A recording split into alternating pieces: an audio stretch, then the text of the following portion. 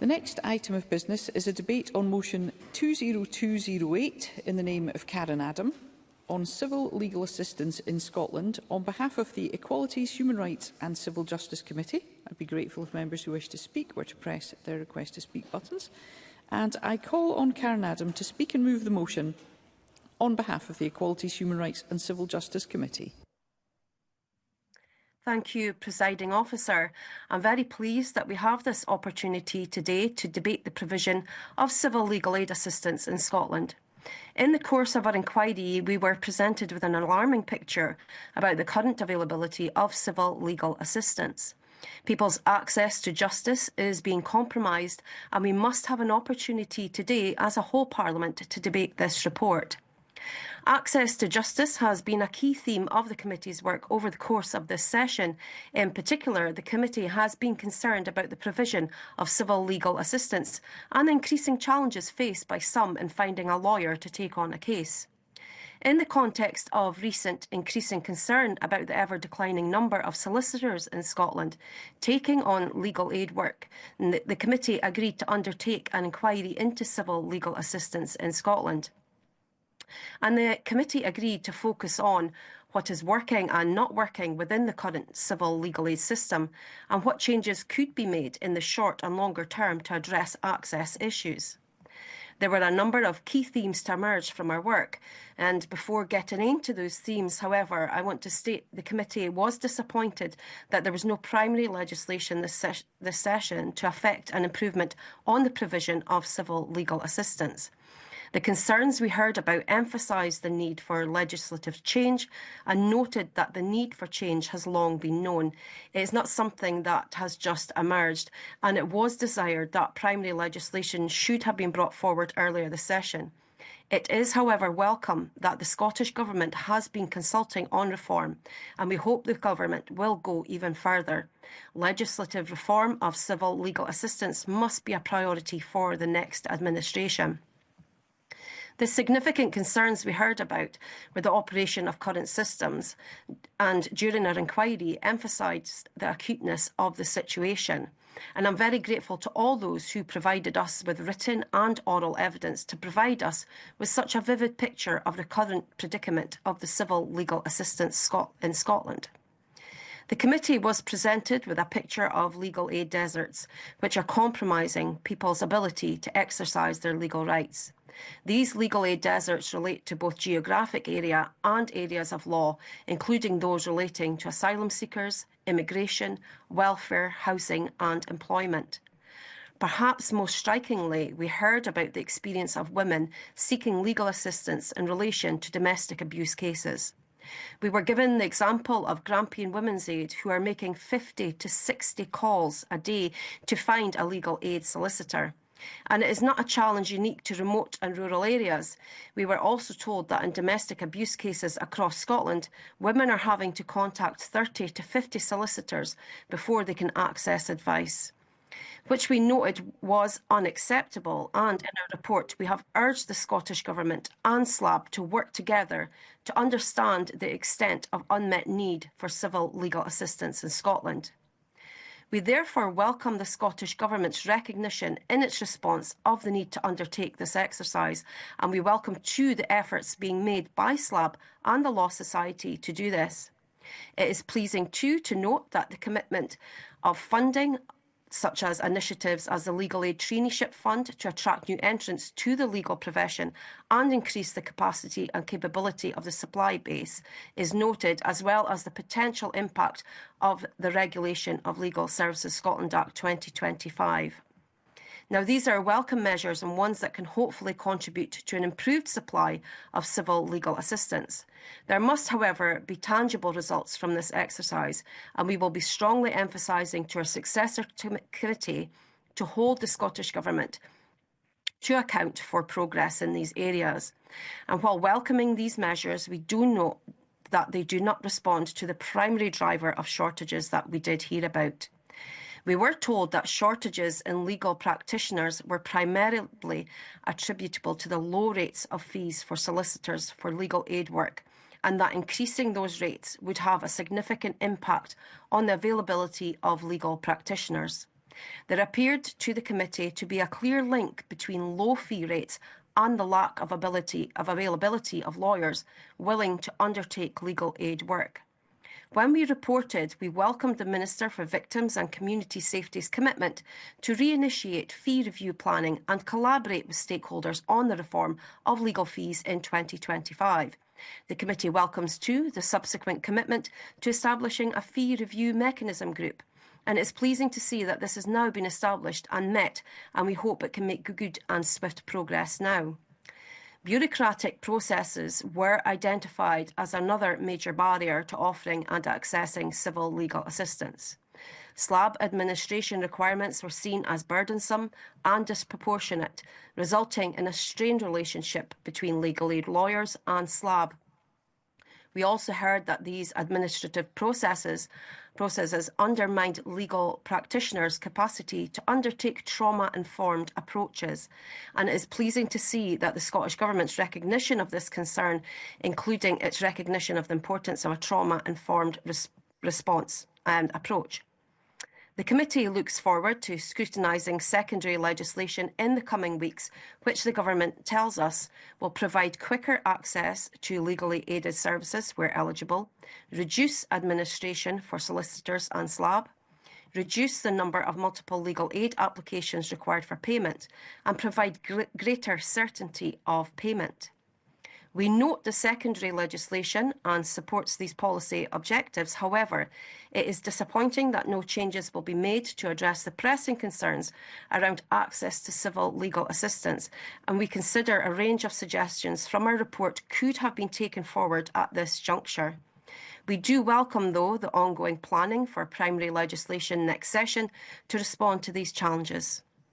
Eligibility for civil legal assistance was another key concern for the committee emerging from the inquiry. For example, we noted that it is not tenable that someone with £1,718 in their bank account should not be able to access advice and assistance, and called for both inflationary increases and increases to advice and assistance.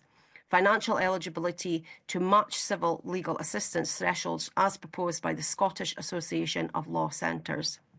We recommended that the Scottish Government pursue reforms with a view to removing financial eligibility tests for legally aided legal advice on civil protection orders and homelessness due to a breach of statutory duty cases. We also urged the Scottish Government to investigate options for ensuring legal aid is available without means testing to a wider selection of domestic abuse cases. The committee does not find that the flexibilities existing in the current system are sufficient to meet the challenges currently faced about eligibility.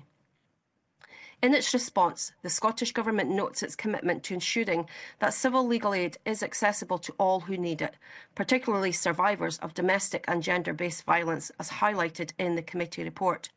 In the Minister's response, we would welcome more clarity on how this commitment will be met. In the longer term, the committee welcomed the emphasis being placed on mixed models of delivery and user voice by the Scottish Government.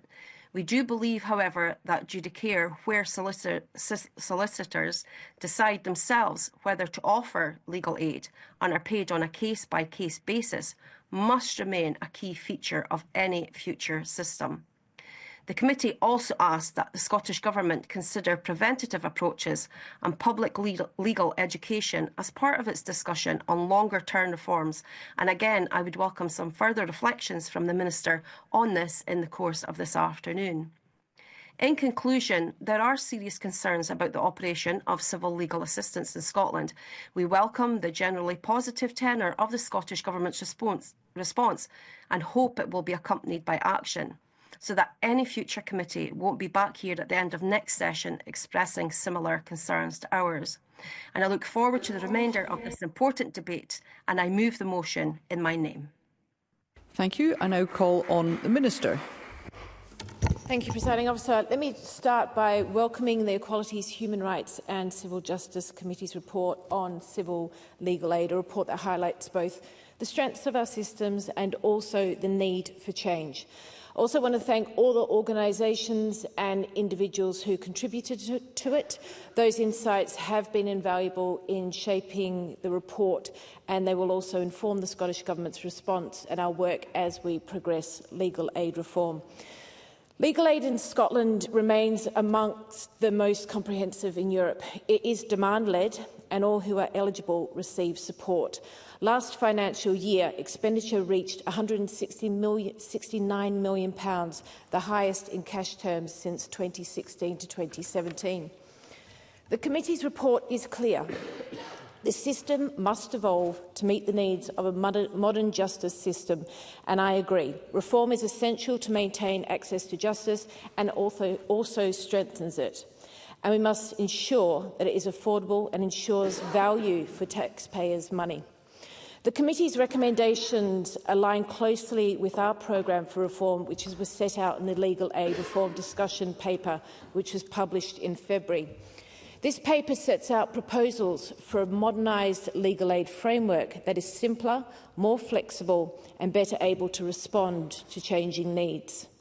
This includes exploring a single, streamlined application process and a more sustainable funding model that balances fair remuneration with value for taxpayers. These reforms will ensure legal aid remains accessible, efficient and resilient for the decades to come. That discussion paper and our programme of work preparing for future legislation, as well as taking action now to improve the system, is guided by 4 principles: equality and human rights, people-centred service design, evidence-based policy and collaboration and partnerships. Presiding Officer, let me outline some of the current work. In December, we laid regulations to strengthen support within the children's hearing system. Children will no longer need to pass income or merits tests to prove their case deserves support. The initial authorised expenditure limit for solicitors will rise substantially from £135 to £550, reducing administrative burdens.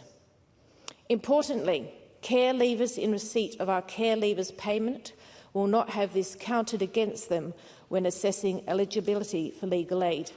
Now, these changes ensure that financial support intended to help care experienced young people does not create unintended barriers to accessing justice. Yes, of course. Martin Whitfield. I'm very grateful for the Minister to take an intervention on that point, and indeed the draft statutory instrument that was lodged towards the end of December, which I do welcome. But does she feel that that goes as far as this very excellent committee report extends, particularly when we talk about women who are facing domestic violence, people who are facing homelessness? I think that's the area of changes and speeding up people we're looking for. Minister. Yes, so what I've been doing, and I committed to this over 18 months ago, is to see what legislation we could be doing without primary legislation, and this is in consultation with SLAB and also the Law Society. We've taken forward things that we can take in the meantime, but I take your point in, and I will be referring to that further in my speech. Presiding Officer, these changes will reduce complexity, support early resolution and guarantee timely representation for those most in need. In addition, and importantly, we have committed to and we have established the Independent Fee Review Mechanism Group to examine what changes are needed to create a legal assistance system for the 21st century. This group will play a crucial role in shaping a fair and sustainable fee structure that supports both access to justice and the viability of legal aid work. Presiding Officer, the committee's report highlighted concerns about geographic and subject matter gaps. While the number of civil legal aid solicitors has declined over the past decade, the average number of grants per solicitor has increased, showing a concentrated and a more active cohort. But I do recognise that there are challenges do remain, so we are looking at taking forward actions to address this specifically. We are developing a new legal aid traineeship fund to attract new entrants and to increase capacity. The fund will be for another 2 years from 2026, and I've committed to fund up to 20 traineeships initially.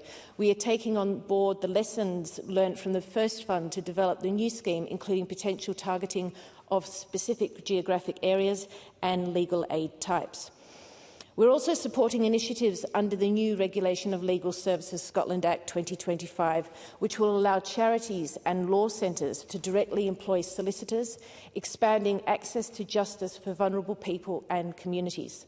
This reform enables third sector organisations to deliver reserved legal services, such as court representation, without needing to rely on external legal firms. This provision is anticipated to be included in commencement order to be laid before the Scottish Parliament next month.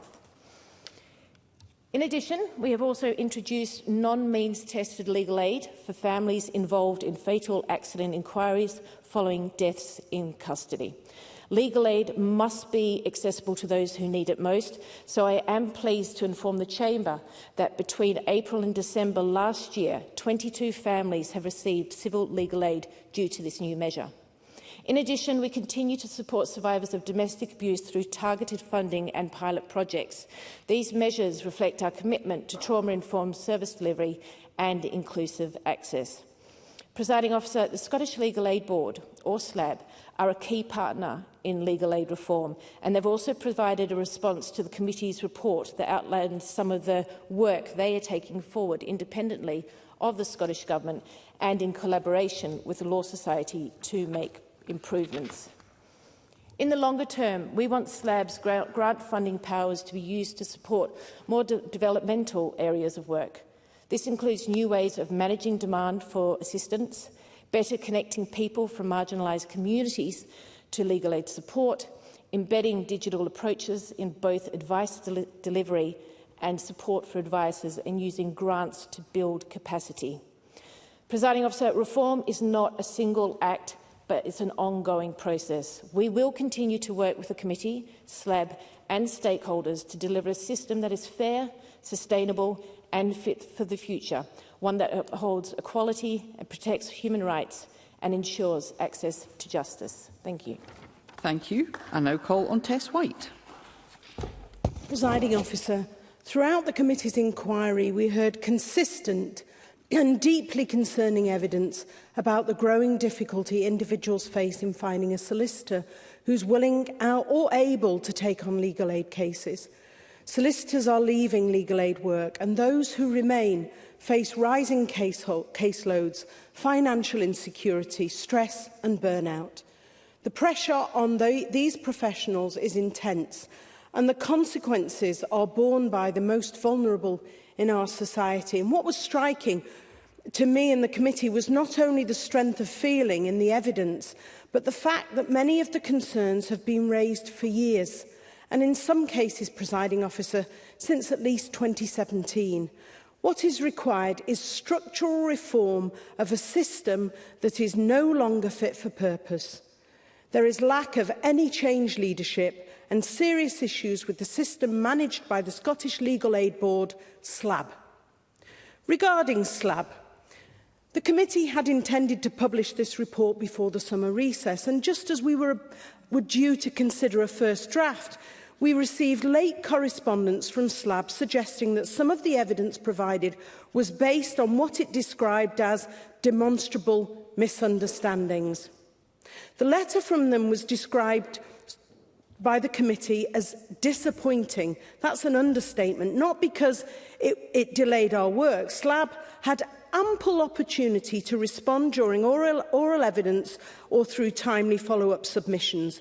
Submitting correspondence at a late stage was, in my view, disrespectful to the committee and only served to reinforce the concerns we heard about SLAB's poor stakeholder engagement and its methods. Legal aid policy is set by the Scottish Government, which oversees SLAB. Yet time and time again, we heard that SLAB's bureaucratic processes and poor engagement are a major barrier to both offering and accessing civil legal assistance. I will make progress, Presiding Officer. I'm sorry to the Minister. Administrative requirements were described as burdensome, disproportionate and damaging to the relationships with the legal profession. Presiding Officer, individuals cannot access legal aid unless they go through a solicitor, and legal aid is not available to groups. Just Right Scotland gave the committee an illustration of the kind of administrative processes solicitors are required to engage in with SLAB. Quote, "This afternoon I will probably go back to my office to negotiate with SLAB over sums of money as small as £7.50, or you had a meeting that lasted 1 hour. We think it should have only lasted 45 minutes. Witnesses told the committee that this is having a negative impact on the relationship between lawyers working in legal aid and the Scottish Legal Aid Board. The Scottish Government has repeatedly promised reform. In the Programme for Government 2021-2022, legislation was pledged during this parliamentary session, yet progress has stalled. Key stakeholders withdrew from engagement, and once again, reform has been kicked into the long grass. The Human Rights Consortium Scotland highlighted advice deserts affecting areas such as domestic abuse, discrimination and human rights. Grampian Women's Aid, as we've heard from the convener, told us they are making between 50 and 60 calls just to find one legal aid solicitor. And we had evidence, presiding officer, that one domestic abuse survivor, it had taken 117 calls to find a legal aid solicitor. Women fleeing domestic abuse, for example, face additional barriers, particularly around financial eligibility and paperwork. Many have experienced financial abuse or fled without documentation. While SLAB told us there were flexibilities in the system, awareness is low, and reliance on this so-called flexibility has not been sufficient to help the most needy. How can it be, presiding officer, that the former chief executive of the SNP and husband of the former First Minister can receive legal aid when the most vulnerable in our society are denied it? Our committee was told about a survivor of domestic abuse who had to flee for her own safety and that of her 12-year-old son. Sarah is legally married. Her husband has the financial means and resources to employ solicitors who have been advising him. There are 2 properties from the marriage. However, Sarah has no access to these without legal assistance. No solicitor will take on her case without payment. Her husband, the abuser, has recourse to the law, which has enabled him to retain all the assets from the marriage, while Sarah is left with no assistance whatsoever to help her in her situation, thereby enabling coercive control to continue. And I have constituents, presiding officer, who face similar situations, and one of them has had to leave the children behind and has no access to them, and she earns too much minimum wage, but she earns too much to actually access legal aid. So he, again, has coercive control and control of the children. That's why the committee strongly recommended removing means testing for civil protection orders and homelessness cases and exploring wider access to non-means tested legal aid for domestic abuse cases. Presiding officer, the legal aid system is broken. Our committee report was such a lot of work and effort by so many to go now on the shelf as we're only a few months to the end of our term. This is wrong, and this is disrespectful to the Scottish people. Thank you. Thank you. I now call on Ariane Burgess. Broader eligibility, reduced bureaucracy and targeted action to retain and attract legal aid solicitors in remote areas. And will they ensure that Miss Burgess, my apologies. I've called you in a little early, and that will give us time to address audiovisual. I should have called Katie Clark, of course. Thank you. Very much, presiding officer, and I'm pleased to open this debate on behalf of Scottish Labour. We would like to thank committee members, clerks and all others who have contributed to this important report. We believe that the issues highlighted in this report go back over many decades. It is vital that we have a properly funded and accessible legal aid system. As we have heard, cuts to legal aid rates over a number of years have led to what are called legal aid deserts, where it's impossible to find a lawyer to take on a civil legal aid case. Insufficient fees for civil legal aid have led to lawyers being unwilling to carry out such work, and low eligibility thresholds mean that fewer and fewer people qualify. There have also been cuts, again over many years, to the types of cases where it's possible to get legal aid. We are all aware of many constituents who have been unable to get legal representation when they need it. And we agree with the convener that it's very disappointing that there will be no primary legislation this parliamentary session.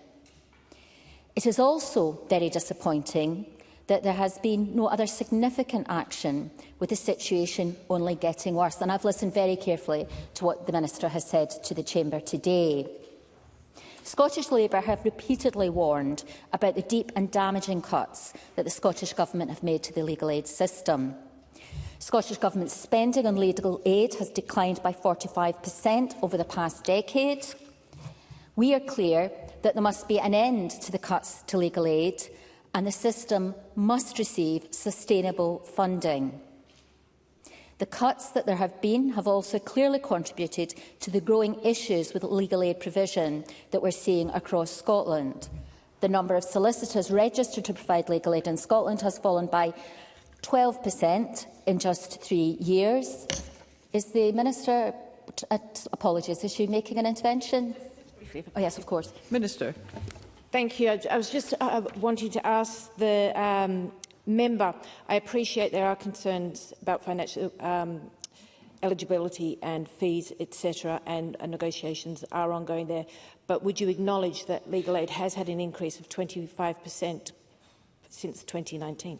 Through the chair always, I'm Katie very Clark. aware of the increases very recently, but the problem, as she is very aware, is the very significant cuts over many, many years. And the 10% rise in fees in 2023 effectively meant little in the face of a cumulative inflation of 16% at that time. So I accept that the situation in some ways has improved and that there have begun to be increases in legal aid rates, but that is against the backdrop of many, many years of cuts, and I'm sure she must accept that point. But I do welcome if she has done work to try and fight for more money to ensure that at least there's been some increase, because many times in the past there has been no increase and a freeze in rates. I don't know if she wants to make another intervention. Minister. Sorry, I thank the member, because obviously this is a really important debate. And I think this is one of the big issues which I've seen as a stumbling block for primary legislation being brought forward in this parliamentary term is the fee structure. I do acknowledge that it's been ad hoc over many, many years, and this is why it's been so vital that we get the fee review mechanism group up and running, and it has met last year, so I hope that's welcome. Katie Clark. I understand that some key stakeholders are not willing to take part in that group. But at this point in my speech, I was focusing on legal aid rates and the reasons why solicitors have walked away from undertaking civil legal aid work in particular. But of course, the issues are very, very similar in relation to criminal legal aid. And as I was saying, these cuts in rates have been accompanied by a reduction in more than 18% in the number of firms registered for legal aid. And I've already spoken about the number of solicitors reducing by 12% in just 3 years. So this is very recent past. And these are the figures that we're dealing with now, against a backdrop, as she is aware, of historic cuts to civil legal aid. The Law Society of Scotland found in a recent survey that nearly 41% of respondents either plan to stop offering legal aid within 2 years or were unsure if they would continue altogether. I don't know, Presiding Officer, if I have more time, given that I've taken a couple of interventions. And there's also concern about how few younger solicitors are doing legal aid work. There are currently twice the number of solicitors registered for legal aid who are aged 40 and over compared with 40 and under. And of course, historically, it would be younger solicitors who would disproportionately carry out legal aid work. So many of the solicitors who are undertaking legal aid work are likely to retire in the next few years. The committee has highlighted in its report that many stakeholders believe that it's the low rates of fees for legal aid work that have contributed to this growing shortage of solicitors, and there is no sign that this trend is changing, despite the fact that the Minister has pointed out that has been at least some increase in rates in very recent years, as opposed to the freezing of rates that there had been previously. And that's why Scottish Labour welcomes the review that the Scottish Government has undertaken.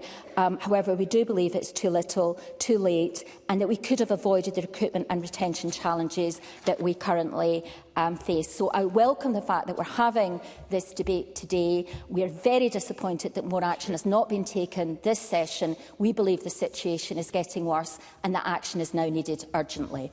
Thank you. I now call on Ariane Burgess. Thank you, Presiding Officer.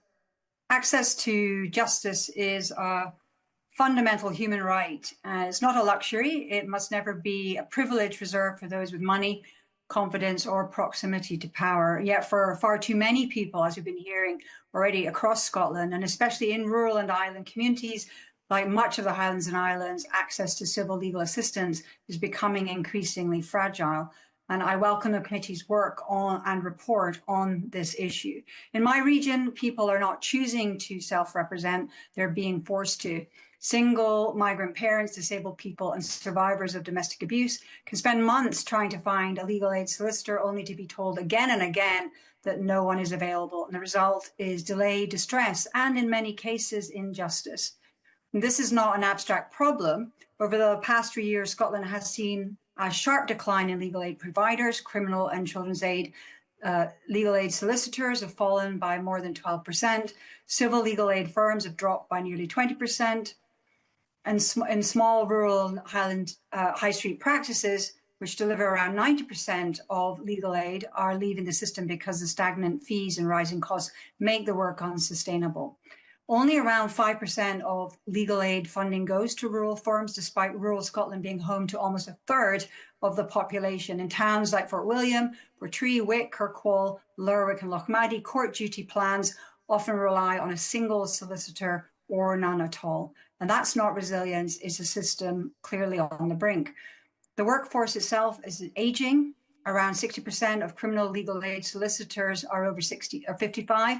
More than a third are expected to retire within the next decade. Over 40% of solicitors say that they may stop doing legal aid work within the next 2 years. And when they go, there is often no one to replace them. The human consequences are stark. In Shetland, Women's Aid reports that only one local civil legal aid solicitor is available for survivors of domestic abuse.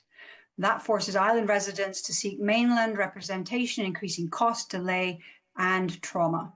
In the Highlands, a survivor of domestic abuse contacted 116 firms before finally resorting to crowdfunding for private legal support.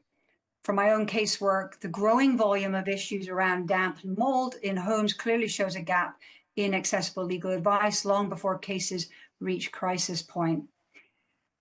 Legal aid reform is therefore not a technical exercise. It's about redressing power imbalances. Without access to legal support, people cannot challenge poor housing conditions, unlawful decisions, discrimination, or environmental harm. Rights that cannot be enforced are only rights in name. That's why reform must sit in a much wider human rights agenda, enshrining rights in law matters. But unless people can access legal help to uphold those rights remain meaningless in practice. Presiding Officer, justice should not depend on where you live. And it was good to hear from the Minister how the government intends to respond to the committee's findings in practice and current work being undertaken. But I would appreciate hearing a commitment from the Minister to act on the report's recommendations in a way that reflects rural realities, including flexible and fair fee structures, broader eligibility, reduced bureaucracy, and targeted action to retain and attract legal aid solicitors to remote areas. And will the Minister ensure that innovation such as remote hearings and community legal hubs is used to strengthen, not replace, the local legal aid provision that communities across the Highlands and Islands so urgently need? Thank you. Thank you. And I now call on Liam MacArthur. Thank you, President Officer. Can I start with an apology to you and to the Chamber for my late arrival in the Chamber this afternoon? Suffice to say that travel down from Orkney last night and this morning has proved somewhat challenging. Can I add my thanks to the committee for their work in producing this report, and to the organisations and individuals whose evidence has informed it. It's a very welcome contribution to a debate that is not a new one. The deficiencies and the gaps in the provision of legal aid, exacerbated by a complex and often inaccessible system, are challenges known to the government now for many years. Indeed, an independent strategic review in 2018 made a number of recommendations for systemic change to legal aid that have not been realised. Various government task forces, such as the Legal Aid Remuneration Project and Research Analysis Group, have been designed to address these challenges, but work has clearly stagnated, prompting the Law Society of Scotland to pull out of the group in 2024, having lost confidence in the task force's ability to deliver on its objectives. The committee, I think, is justified in expressing real disappointment that legislative reforms have not been pursued in this session. The Minister explained some of the rationale for that. But given the severity of the access crisis and the long-standing nature of these problems, that is, I think, regrettable. Legal aid deserts have been a central concern of the committee requirement, a concern echoed by the Law Society, Scottish Human Rights Commission and the Human Rights Consortium Scotland in their evidence.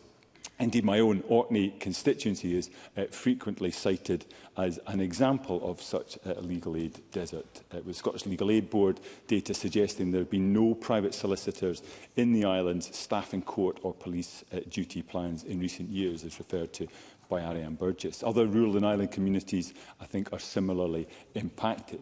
And while I appreciate that there are mechanisms in place to allow solicitors to travel and work across Scotland to provide legal aid, it's simply not sustainable for fewer and fewer solicitors to be covering ever-increasing areas of ground.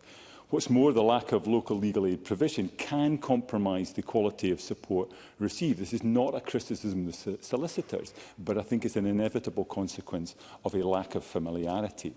The Law Society analysis from 2022 suggests that 139 of the most deprived communities in Scotland share just 29 civil legal aid firms between them, and no civil legal aid firms at all in 122 of the 139 areas. SLAB research suggests that the most significant decreases since 2014 in local authority legal aid funded services have been in rural and island communities, with a 67% decrease in Orkney and a 100% decrease in Shetland. These shortages reflect significant geographical inequalities and severely compromise access to justice for some of the most vulnerable people in our society. Access to legal aid cannot continue to be a postcode lottery, and the committee is right to identify it as an issue on which urgent action is long overdue. Patricia Thorne, President of the Law Society of Scotland, rightly emphasised that the current fee system is making it difficult to attract younger solicitors, and told the committee that unless the situation improves, we face a retirement cliff edge in future. The Government's commitment to recommence the fee review planning is therefore welcome, and it will be important that Parliament is kept updated as this work progresses. Eligibility criteria, particularly financial, is also integral to improving access to legal aid, as Katie Clark and Ariane Burgess have identified. Women's Aid and other organisations have highlighted the harm of means testing for eligibility in cases of domestic abuse, where victims who may be subject to economic and financial abuse are being excluded from support. Financial eligibility thresholds will have to be a key to any review and potential reforms, considering as well as the need for exceptions in civil protection order cases. Consumer Scotland have made clear that embedding the user voice in any reforms needs to be an urgent priority too, if we're to address the unmet need and make sure that vulnerable groups are being heard and represented. This review represents a vital first step in the much-needed reform of our legal aid system, but it must be followed by urgent action. I commend the Equalities Committee again for setting us on the road to that reform. But the convener is absolutely right that if we find ourselves in this same position at the end of the next Parliament, it will be absolutely unforgivable. But I thank the committee for allowing this debate to take place and look forward to contributions. Thank you. We move to open debate speakers, and I call on Marie McNair to be followed by Pam Duncan-Clancy. Thank you, Presiding Officer, and can I take the opportunity to wish you and everyone here at the Parliament a very happy and healthy new year. It's going to be a very busy one for everyone, as we know. As a member of the Equalities, Human Rights and Civil Justice Committee, I welcome the opportunity to speak in this debate, and can I thank the clerks for their assistance with this report. And I'm also very grateful to all the stakeholders and witnesses for taking the time to submit their views on this issue. As mentioned already, due to concerns about declining numbers of solicitors in Scotland offering legal aid, the committee agreed to undertake an inquiry into civil legal assistance in Scotland. It is of utmost importance that we ensure civil legal assistance is delivered effectively in Scotland so that there is better access to justice for all. And throughout it was understood that there is an urgent need for reform of civil legal assistance. A key concern throughout was the prevalence of so-called legal aid deserts, as described by Pat Tom, President of the Law Society. We refer to legal aid deserts, which cover geographical areas and particular areas of law, including those relating to asylum seekers, immigration and employment, and the situation is exacerbated by the lack of quantity. In rural areas, in the context of domestic abuse, it can also be challenging. And obviously, already mentioned, Dr Marsha Scott of the Scottish Women's Aid highlighted that in Grampian, Women's Aid are making 50 to 60 calls to find a legal aid solicitor. This means that people cannot exercise their legal rights, which is a real problem. Presiding Officer, the committee is clear that legal aid deserts cannot be allowed to persist in Scotland. And on a second connecting point, the committee then explored what was causing these shortages in legal practitioners that are in turn creating legal aid deserts. Overall, the main point raised that these shortages were attributed to low rates of fees for solicitors for legal aid work, and that increasing those rates would have a significant impact on the availability of legal practitioners. The disincentives then to working in legal aid were also seen as putting an unmanageable strain on the remaining services and increasing work-life balance issues.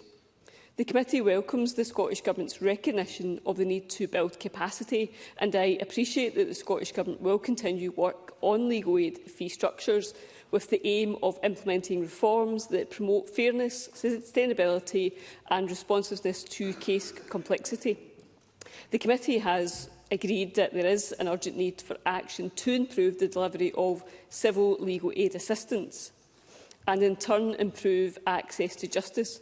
However, it is recognised that it is too late in the session to introduce primary legislation now to reform civil legal assistance. The Scottish Government agrees with the committee's views that long-term structural reform of civil legal assistance is needed. In the short term, it would be welcome to see the Scottish Government work with the Scottish Legal Board to progress reforms not requiring primary legislation, including proceeding with reforms to increase fees paid to legal practitioners. It is welcome that the Scottish Government has already announced reforms to make the legal aid system simpler and easier for both solicitors and those who need legal assistance, and that it recognises the need for further reform to ensure Scotland has a modern, responsive system to provide services as efficiently as possible. Presiding Officer, no one should be left without access to justice. Therefore, it is essential that we push forward and ensure that civil legal assistance is delivered effectively in Scotland. Thank you. Thank you. And I call Pam Duncan-Clancy to be followed by Paul McLennan. Thank you, Presiding Officer. Happy New Year to you and to colleagues across the Chamber. I'm pleased to speak in this debate on the findings and recommendations of the Equalities, Human Rights and Civil Justice Committee's inquiry into civil legal aid assistance in Scotland, and I thank all organisations and members of the committee for the work they did on this. The committee's report is clear-eyed about a central point. Rights are only meaningful if people can enforce them, and that matters acutely for many people. But specifically, I want to talk today about why it matters for disabled people, whose rights to independent living, dignity and equal participation are too often undermined by gaps in support, inaccessible systems and a lack of practical assistance and support to lead an ordinary or indeed extraordinary life. We all have responsibilities here to create law and policy that resources services properly in ways that protect rights, and to ensure there are effective routes to redress when rights are breached. That's why the report's findings on legal aid deserts are so important. The committee is explicit about the consequences of these deserts, that the absence of advice means that people ultimately cannot exercise their legal rights. For disabled people, that's not just an abstract concern. When you cannot access specialist advice, you cannot challenge an unlawful decision about social care, housing, discrimination or benefits. And without challenge, poor practice becomes entrenched. And for disabled people, the matters are often complicated, interconnected and deep-rooted. They cannot uphold their rights on their own. They need support and advice, not because they don't have the potential or the capacity to do so, but because the system is complex and they need support, like all of us do, to navigate it. The committee's encouragement to the SLAB and the Law Society to work together to build a much stronger evidence base for demand and supply is therefore absolutely essential. I would add that any serious effort to understand unmet need must actively engage disabled people's organisations and disability rights expertise, including in law centres and the relevant capacity in universities, so that the evidence base reflects lived reality and not just what the current system is able to record. The report is also persuasive, I think, on how the current fee structures can distort access to justice.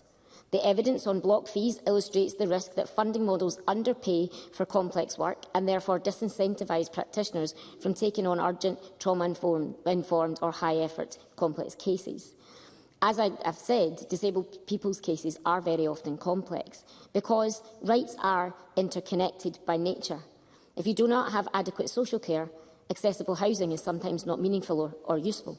If you do not have accessible housing, employability and participation are constrained, and so on and so forth. So if you cannot challenge failure in one part of the system, harm cascades across the rest, and so complexity builds. The system must therefore recognise that complexity, rather than pricing it out, if it is to meaningfully deliver for disabled people and other seldom-heard groups. Eligibility and the means test are equally important in this respect. The committee is right to be concerned that the current thresholds can create barriers to justice and exclude people who are not, in any real sense, able to afford legal help, as colleagues have highlighted.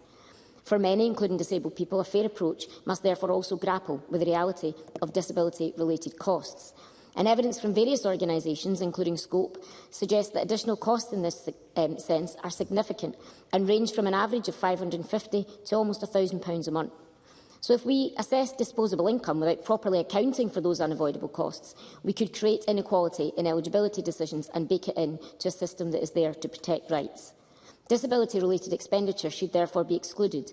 The definition should be appropriately broad, and SLAB's ongoing review work should explicitly address this as a discrete and substantive strand of reform to support access to justice for disabled people. And the committee's discussion of waivers is also relevant here.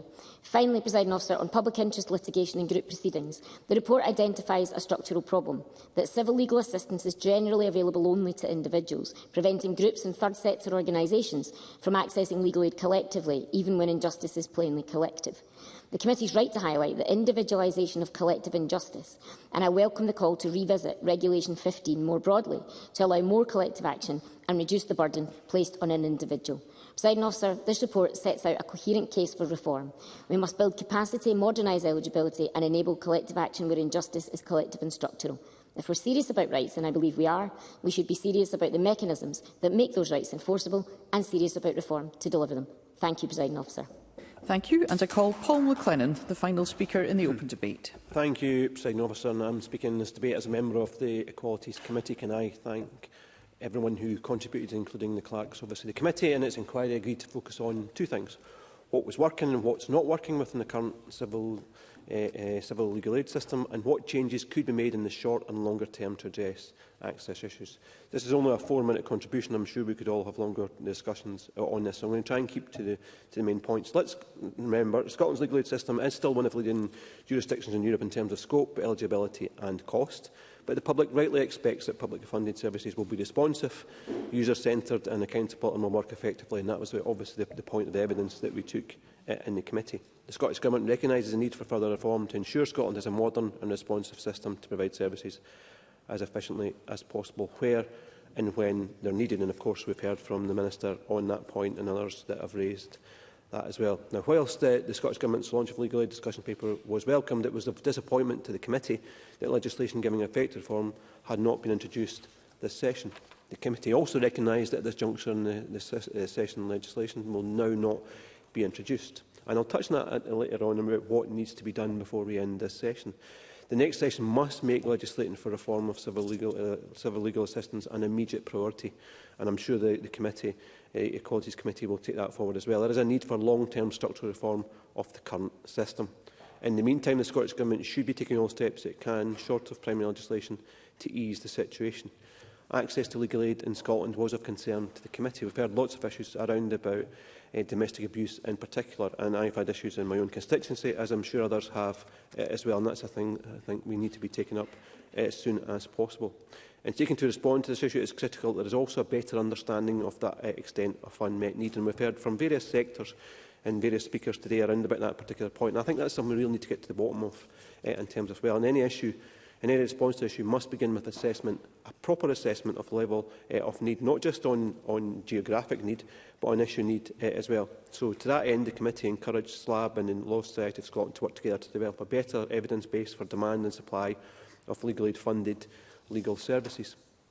The committee has significant concerns about the current administrative processes and the damaging effect they are having both on relationships between legal practitioners and SLAB and on the capacity, and that's a key thing, on the capacity to undertake trauma-informed approaches. The committee called on the Scottish Government and SLAB to take action to address these concerns. The committee recognised that the current processes exist within a legal framework and that in some cases changes cannot be made immediately.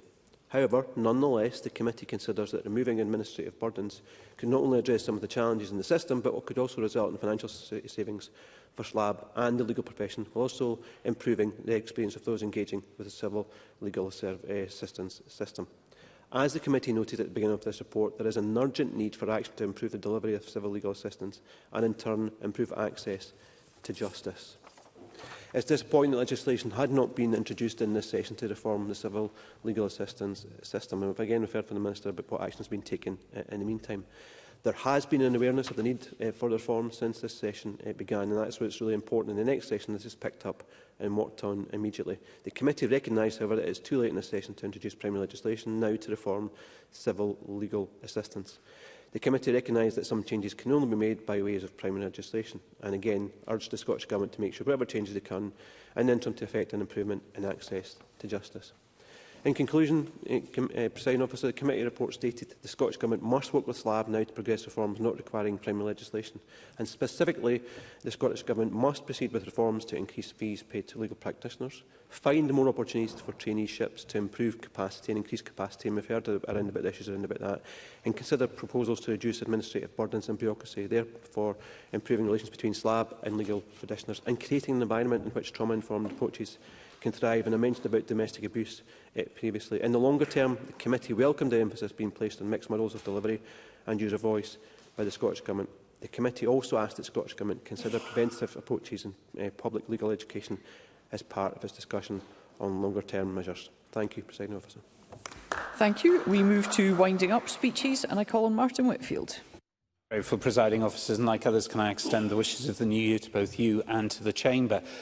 This has been a fascinating debate this afternoon, and one that perhaps could have merited more time. We've heard unanimity on support for what is an excellent report from the Equalities, Human Rights and Civil Justice Committee, and the call for the need for change, because it can't be acceptable that people's capacity to exercise their legal right to realise their human rights is being so severely compromised. And the committee's report is unequivocal. The shocking picture of the legal aid deserts, which have been mentioned by contributions from Murray McNair and also my colleague Pam Duncan-Glancy with regard to those with a disability facing access because of the lack of legal aid, but also the very powerful contributions both from Ariane Burgess and Liam MacArthur about the situation with regard to the rural and the island communities. And these challenges are important. The report calls for immediate action, the uplifting of fees, reducing bureaucracy, widening the eligibility thresholds. And what has the government delivered? Promises, consultations and deferrals. Regulations were laid in December 2025 to simplify the Judicare model, But this simplification alone does not solve the crisis of capacity. And 3 of the 4 areas dealt with in the draft statutory instruments are in relation to children and the children's hearing system, itself a system that's undergoing massive change, and we're unsure what it's going to look like at the end. Other areas that could have been dealt with: homeless people having access to legal aid made easier, women facing domestic violence. Indeed, the rates themselves could also have been dealt with, but this has been chosen by the government not to be dealt with and being described as needing primary legislation, when with the greatest respect it doesn't, because after the years that the SNP government have been in power, legal aid has constantly been pushed further and further down the line, and we are now at the point, as we have heard, of an absolute crisis, with an expert group like Grampians Women's Aid are being required to make 50 or 60 phone calls to find a legal aid solicitor. They're not randomly choosing people out of the old yellow pages. They know the law firms that deal in legal aid. They are going specifically to them in wider and wider areas to try and find support for some, as others have rightly pointed out in their contributions, some of the most vulnerable individuals in society. Solicitors are leaving legal aid work because the fees remain unsustainable. The government's response? A fee review mechanism group. Yet no commitment to increase the fees, and every day of delay deepens that access gap. The committee has urged reform of eligibility thresholds, unchanged since 2011. The government admits these thresholds are outdated, but offers only, quote, future consideration, unquote. Survivors of domestic abuse cannot wait for another session. Homeless families cannot wait for another consultation, because justice delayed is justice denied. And the Minister has talked about the rising expenditure on legal aid, and I welcome that. But here is another reality, that in 2014-15 there were 1,067 civil legal aid solicitors. In 23-24 there are just 791. More money spent does not mean better access when the system is broken the way it is. On public interest litigation, again raised by my colleague Pam Duncan-Glancy, my apologies, Pam, raised by it. At the end of the day, Regulation 15 can be reformed. The government agrees in principle, but again defers it to long-term reform, and meanwhile systematic injustices remain unchallenged. Presiding Officer, this is... happy to give way. Liam MacArthur. I thank Martin Whitfield for taking an intervention and agree wholeheartedly with the points he's making. Would he also accept that the longer that the patterns of delivery remain in place, the further that the reform is pushed down the road, the more difficult it's going to be to turn those around, whether it's in terms of geographic deserts or in terms of particular groups like Women's Aid, who are finding the problems that they find at the moment? In conclusion, Mr Whitfield. And in closing, I'm very grateful, because that is absolutely right. And at the heart of this, we can bandy statistics around, we can bandy numbers around. But the reality is there are individuals in our communities that cannot get justice because they cannot afford it and they cannot get civil legal aid. They are now looking at society and asking them, what is the point for them? And that is where this fundamental question becomes a crisis, because if people continue to lose confidence in the justice system, they will lose confidence in a lot of civil society. And the step to stop that, the step to prevent it, and in conclusion, Presiding Officer, is to do what this government should have done over the past 2 decades, improve access to justice. The way you do that is through civil legal aid. I'm grateful. Thank you. And I call on Siobhan Brown. Presiding Officer, this debate has My apologies, Minister. I call on Sharon Dowie. Thank you, Presiding Officer. We now know from this committee report and from the contributions from members around the chamber that the system for legal aid in Scotland is in deep crisis. It shouldn't be news to any of us. It's what we've been told over many years by legal teams in charge of implementing it, and the many people across Scotland who face significant struggles in accessing it, despite being entitled to it. This shouldn't be news to the Scottish Government either. Knowing of the problems across the legal system, it undertook a review of legal aid in 2018. That review produced clear results and a number of recommendations. Indeed, in their own programme for government in 2021, ministers promised action on this very topic. They said, and I quote, "We will engage with both legal professionals and victim support organisations to review the legal aid system." And yet here we are, almost 8 years on from the original review publication, debating the same issues. Understandably, there's huge frustration in both legal and political circles that, irrespective of what this report recommends, nothing is likely to change anytime soon. The clock has run out, and all the committee can do is hope whoever makes up the next Scottish Government revisits this and decides to implement the suggestions. Presiding Officer, none of this is to say we don't recognise it is all a highly complex matter. Civil legal aid costs significant sums of money, with spending on the rise, and types of cases in which it is involved are sensitive and complicated. All the same, it's hard to see how the Scottish Government can ignore the warnings for much longer.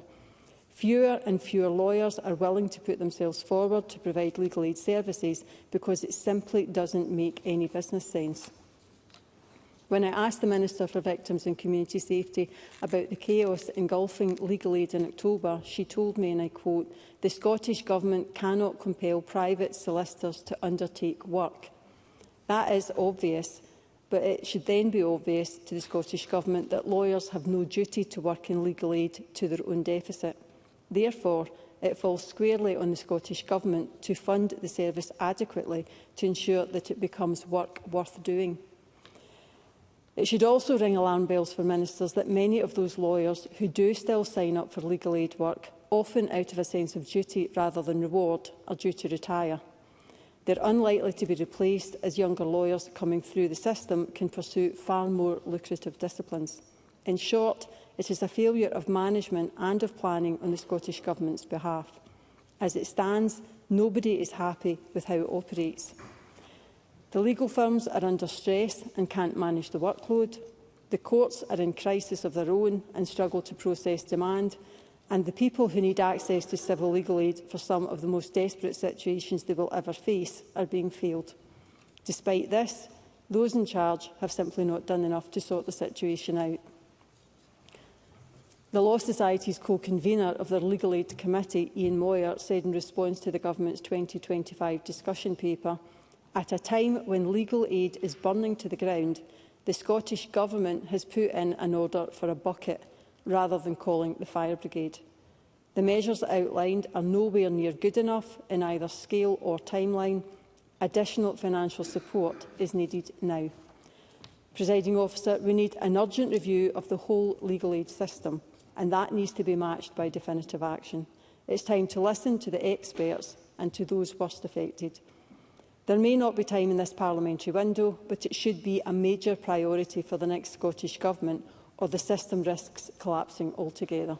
Thank you. Thank you, Ms Dowie. I now call on the Minister. Up to 5 minutes, please. Thank you. I'm sorry, I'm just wondering if someone else has to talk.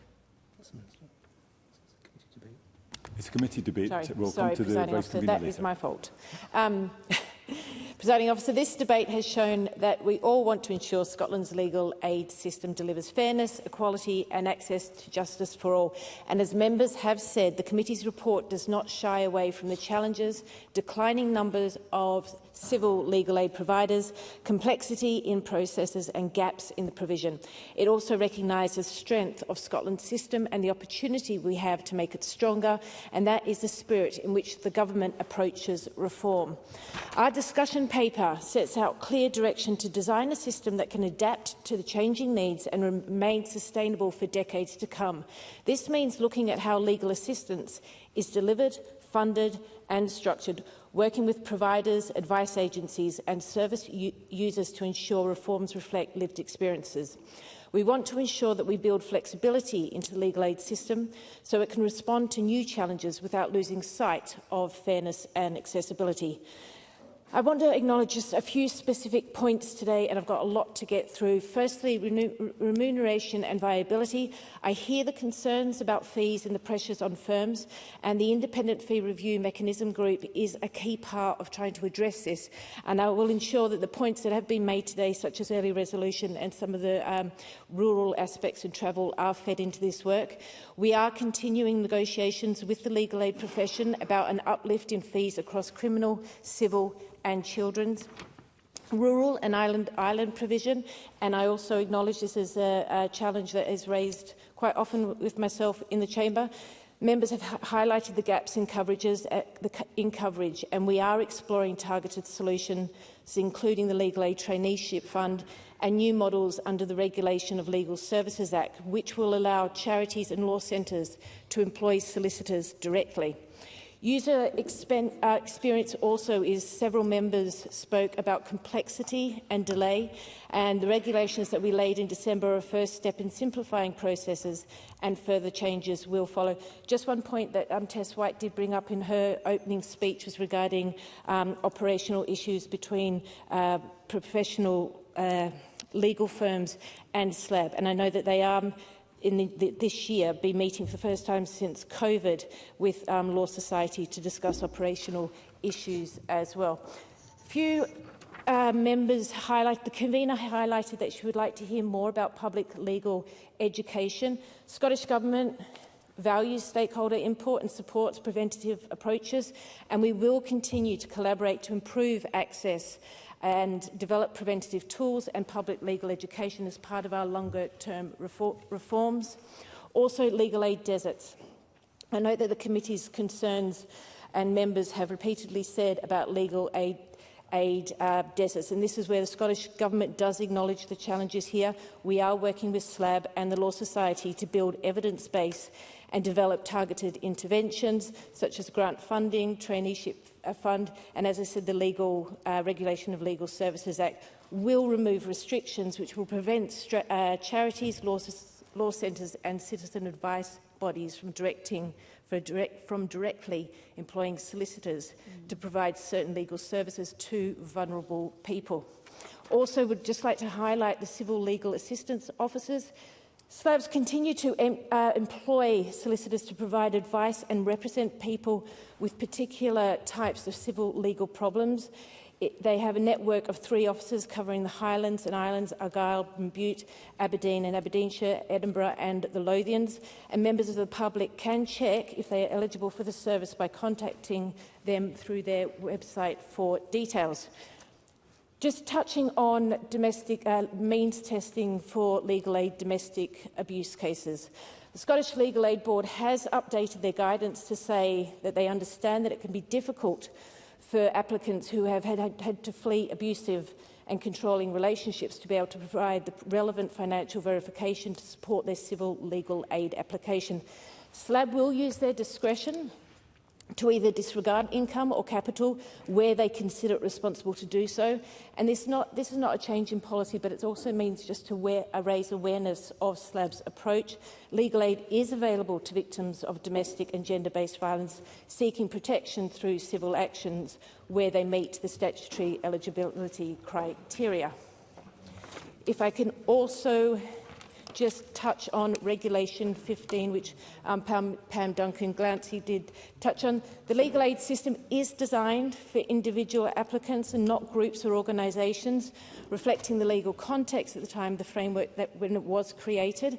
But Regulation 15 should not be a major barrier to public interest litigation, and legal aid has been granted in several cases despite joint interest being identified, but I do take on the committee's concerns with that. Presiding Officer, I am conscious of time and I have to agree with Mr Whitfield that we could have had more time for this debate, as there's a lot of complex issues regarding legal aid that we have to cover. My door is always open to members who want to raise any issues with me regarding further legal aid reform. Presiding Officer, legal aid reform is not a single act. It is a process that requires collaboration, evidence and trust. We will continue to engage with the profession, the third sector and those who rely on legal aid, and together we can deliver a legal aid system that reflects Scotland's values and meets the challenges of the future. Thank you. Thank you. And I now call on Maggie Chapman on behalf of the Equalities, Human Rights and Civil Justice Committee to wind up the debate. Thank you, Presiding Officer. This has been a very valuable debate. It has emphasised just how critical it is that reforms are made to civil legal assistance in Scotland, and urgently. It is not tenable to carry on as we are. We must translate the positive narrative from the Scottish Government and its recognition of the need for reform in its response to the committee's report into real, tangible action. Warm words and working groups alone will not result in the change we need to see. That tangible action must be driven by close working with key stakeholders. Perhaps the first tangible action we've seen since the publication of the committee's report was the bringing forward of regulations on adults with incapacity. Ultimately, however, those regulations were never laid. Stakeholders were concerned that they might further restrict the availability of civil legal assistance to some of the most vulnerable people in society. So, on one hand, it's good to see that the Scottish Government has listened to stakeholder concerns. But on the other, it's disappointing that it was only at this juncture that there was a recognition by Government that the impact of the regulations would be to further restrict access to justice. Before turning to some of the themes emerging this afternoon, I want to highlight one of the recommendations the convener was unable to cover in the time she had. Specifically, the committee looked at public interest litigation and group proceedings and the barriers to these being pursued. And I know the Minister has just addressed this, but I think it's worth ensuring we have this clearly on the record. The key barrier was seen as Regulation 15 of the Civil Legal Aid Scotland Regulations 2000. This applies where several people have a joint interest in legal action. In these circumstances, SLAB cannot grant civil legal aid where the applicant is not seriously prejudiced. In other words, their rights are significantly impacted by the situation, or another person with the same interest could be expected to take the matter forward. We welcome that the Minister and SLAB are revisiting Regulation 15 insofar as environmental cases are concerned. However, we remain of the strong view that there would be significant benefits and efficiencies from revisiting Regulation 15 more broadly. While SLAB pointed to cases where civil legal assistance has been granted, they remain isolated cases. We welcome the improved guidance issued by SLAB, but we ask SLAB and the Government to look at Regulation 15 again, with a view to allowing more collective action, reducing the burden on the individual and broadening the coterie of people benefiting from proceedings in a more efficient way. Turning to themes from today, though, I am heartened that Ariane Burgess, Pam Duncan-Glancy and Liam MacArthur grounded us in first principles. Civil legal assistance is not an add-on to our justice system, but fundamental to ensuring people can realise their human rights in practice. When someone cannot challenge an unlawful eviction or secure safety for themselves or their children, or enforce their rights at work, justice does not simply feel distant, but unreachable. Our inquiry heard clearly and consistently that this is now the lived reality for far, far too many people in Scotland. Katie Clark, Marie McNair and Tess White laid bare, as did our inquiry, the scale of the problem. Years of under-resourcing and delay have hollowed out provision, creating legal aid deserts across the country and across whole areas of law. These are not abstract gaps on a map. They are structural barriers that fall hardest on those already marginalised by poverty, disability, racism, gender-based violence, insecure immigration status, homelessness and rural isolation, and other factors too. Access to justice should not depend on your postcode. Rural and island representatives know that only too well. It should also not depend on income being just above an arbitrary threshold, or whether there happens to be a solicitor still able to keep their doors open nearby. There is a direct link, too, between unsustainable fee rates and the collapse in availability of civil legal aid, as Marie McNair, Sharon Dowie and others outlined. Dedicated practitioners are leaving not because the work does not matter, but because the system no longer allows them to do it with dignity or financial viability. At the same time, excessive bureaucracy, inconsistent abatements and complex application processes actively undermine trauma-informed, person-centred practice. A justice system that exhausts both those seeking help and those providing it is not one that is working. We need, therefore, urgent, tangible reform, as Martin Whitfield stated, a significant increase in fees, a fair and transparent mechanism for regular review, and meaningful simplification of administrative processes. We must rebuild capacity for the future through sustained investment in training and through a system that young lawyers want to enter, as Paul McLennan and Pam Duncan-Glancy stressed. And we need innovation to ensure Scotland's geography is not an excuse for lack of provision. These are not optional improvements, but the minimum required to prevent further erosion of people's ability to enforce their rights. If we want Scotland to be a country where human rights are real, enforceable and equal, then civil legal assistance must be treated as core public infrastructure. Delay has consequences, and those consequences are already being borne by the people with the least power. The committee's message to government is clear. The evidence is overwhelming, the consensus is broad, the need for action is urgent. So in closing, Presiding Officer, as Deputy Convener of the committee, I thank everyone for their contributions this afternoon and all those who supported or contributed to the committee's inquiry. Now we need action.